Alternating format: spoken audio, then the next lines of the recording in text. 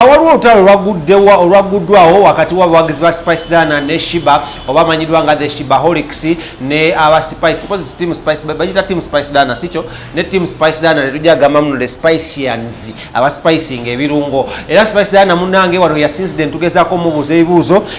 tiye bambi teyatuzeemu nga Catherine kusaasira bwe yaddamu muno temuddamu kumbuuza bya kisiru Lawrence yamubuuzizza ekibuuzo nti no Sheebaholics bagamba award eno wagiguliridde era wali tugigwanira ey'okubanga ye best female artist of the year wano mu ggwanga la Uganda. Sheebah yabadde asano kitwala nenange nengamba Sheebah mbutuufu yakoze kyakuba akayimbo bakamu mu karantini nakyuka which was also not written by herself, it was written by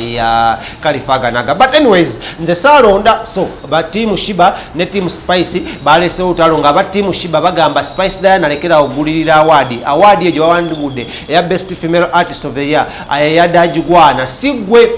ayabadde agigwana ye mwana muwala amanyidwa nga Sheebah kikalungi wabula Sheebah kalungi tanavaayo kwogera kigambo kyonna ku zino ensonga naye twabuuza Spice Zzina n'agamba temufaayo oba bajagala nga Sheebah awulira awadi ajagala ajenjimuwe ewanga amanyiyo almost tubeera ku luguudo lwe lumu mbeera kusala maloodi yabeera wali emunyonyo ng'agenda emulungu atume omuntu yenna ajja gino nenze siri about awards I'm not into cheap talks like that waba ajagala kale watatumye muntu nze ankubire bukubizi kasimu bapostinga agambe Spice eyo award wali togigwana award yange best female artist. What I'm going to do is I'm going to get boda guy wanga tero kundetera ebintu ewaka njimuwe njirapinga ebirungi nnyo mu kipapula agimutwalire because nze nkimanyi nze asinga Uganda ne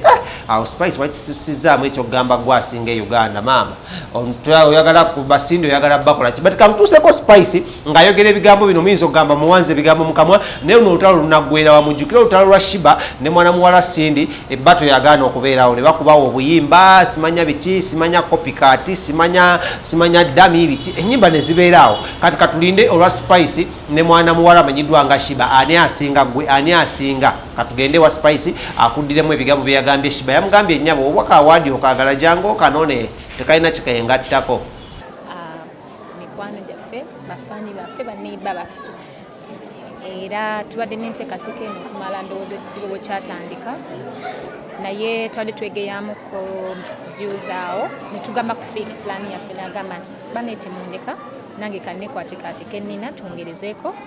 tukyalire bakubanga bana abasinga betulaba wano bafanzi baffe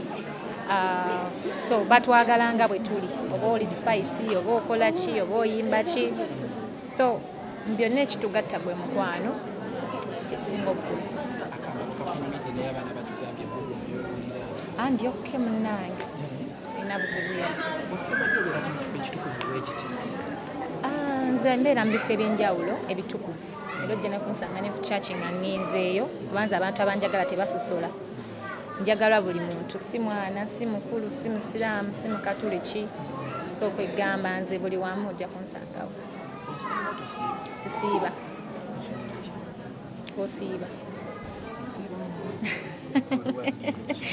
sisiiba kyenyiza okugamba asiina nnyo nsonga nyingi naye sisiiba era sisiibangako ya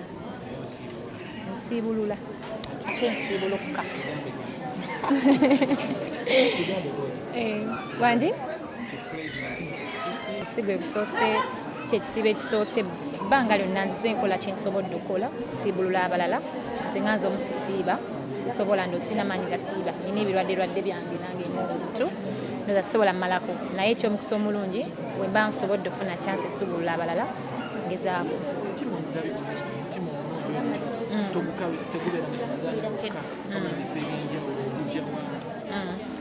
I think kiba kintu kyeweekubirizanga gwe omuntu ate bwe kikuyambanga ne b'okola nabo bantu ba mutima mulungi kubanga temutunuulira mukanyumala okufuna ekingi ennyo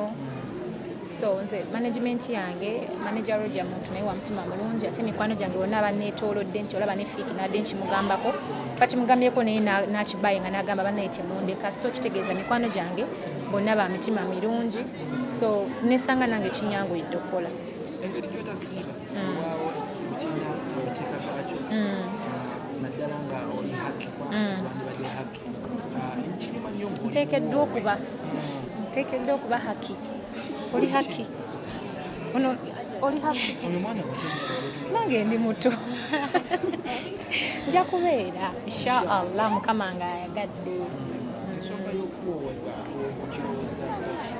simanyi muna ebintu bya Katonda enteekateeka za Katonda tosobola zimanya naye olinda bulinzi Katonda entegeka zaakutegekedde ne zituukirira. Siri mukazi mubi ate siri mugumba so byonna bijja kusoboka. Ndi mubi kati lwaki era eriyo wange omu ajja okubanga Mukama gwe yanteekateekera. Aba musiraamu oba muki siina buzibu. Songo yeyogerako ki? Bannange yabadde yange well simanyi naye yenna ajagala gyeri ewange ku Salama Road Emunyonyo era nakati nsotuma wa boda n'agireeta ne mugibatwalira abajagala. Lwaki olowooza bagamba nno sigo yabadde agwanidde ng'ate gwe ffe tulaba otaddemu wakamanyi? Kyemanyi ku nsi buli mwayagala obeera omuwanguzi naye ate wabaawo n'enteekateeka nti wabaawo abwangula n'aluzinga mu bulamu bw'ensi bw'ekitobo kirina obeera. Naye nze nzikiriza ffenna tuba bawanguzi. Awadi si ye determining amaanyi g'omuntu olumu byokola abangi baba biraba ne bwe tofunye awadi nze nga nze omu kyenkola kyonna tekibeesingira ku awadi.